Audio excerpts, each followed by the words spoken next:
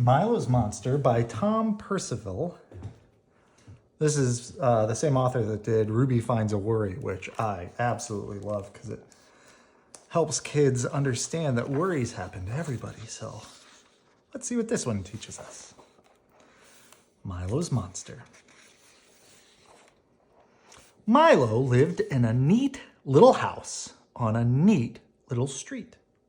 He loved his home for lots of reasons, but mainly because his best friend Jay lived next door.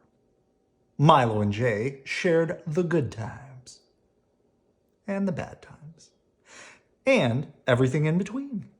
Nothing could beat that feeling of having a best friend. Then one day, a new family moved into the big old house across the street. Milo watched as a girl ran excitedly around the yard. She smiled and waved, and Milo waved back. Later that afternoon, Milo went to visit Jay, but he wasn't in. He had gone over to the big old house across the street without telling Milo. Jay and the girl were in the yard, laughing very loudly.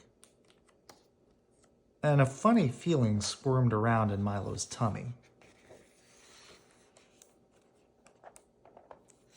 "Hi, Milo," called Jay. "This is Susie. Isn't her yard amazing?" Milo nodded, but the jealous, squirmy feeling had nothing to do with Susie's massive yard and everything to do with how much fun Jay was having without him.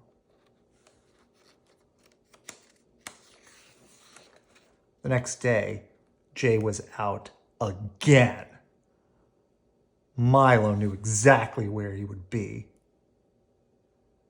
And sure enough, he was outside reading comics with Susie. And then Milo had a horrible thought. What if Jay didn't want to be best friends with him anymore? That squirmy feeling took over completely. And as it did, something very strange happened. A green-eyed monster popped up right beside him.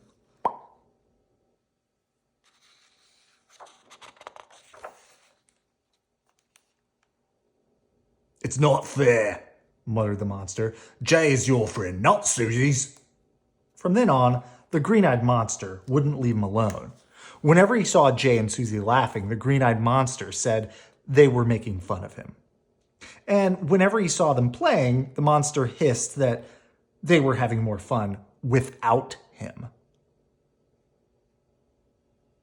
Do you see Jay or Milo getting angrier and angrier? He's listening to the monster, right? Every time Milo saw Susie and Jay together, the green-eyed monster made him feel terrible. So Milo decided to stop seeing them at all. If they came to his house, he pretended not to be in. If he saw them at the park, he would hide. And if either of them asked what was wrong, he just said nothing and turned away. Day after day, he walked around with only the miserable mutterings of the green-eyed monster for company. Until one day, Susie tapped him on the shoulder. "Why aren't you and Jay friends anymore?" she asked. He really misses you." She looked very upset. The monster said it was a trick and that Susie was lying. But Milo shook his head. It was time to get rid of that pesky monster once and for all. Milo shut his eyes tight and he took a deep breath and he tried to force the bad feelings away. The green-eyed monster protested and muttered mean words, but its voice became quieter and quieter and quieter, until at last it was completely gone. Finally, Milo could see the truth. The green-eyed monster had been nearly ruined, had nearly ruined everything. Now he did the only thing he could. He said, "I'm sorry." And he really was. Soon they were all friends again, laughing and playing in Susie's yard together. Milo smiled. Nothing could beat the feeling of having a best friend.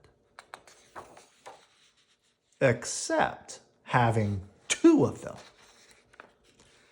And here, if you want to pause it, you can read some of the things that are helpful when you're feeling a little jealous.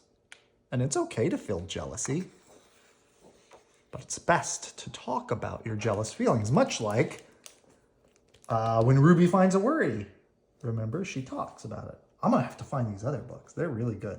I like Tom Percival's writings. Good night. I love you.